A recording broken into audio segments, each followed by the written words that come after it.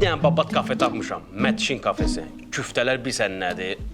Nuşitos, Mətşitos. Hala bir dəqiqə deyə hala. Sən kimsə alamaman küftəsini ye kiməsə öpücüyü göndərsən hala, hə?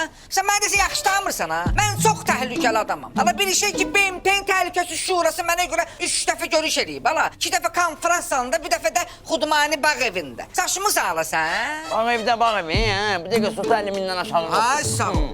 Mətşitos, bu nədir? Mətşitos. Hala bu çaşıb hala. Alamamanın adı mətanətdir. Prosta biz qısaltmışıq, ona mət işləyirik. Çünki mamaya qısa yaraşır. Səhərə uzadırsan hala. Nə danışır bu? Hala bir dəqiqə deyən, de görüm hala kimsən, nəçsən, burada nə edirsən, ha? Mən video blogeram.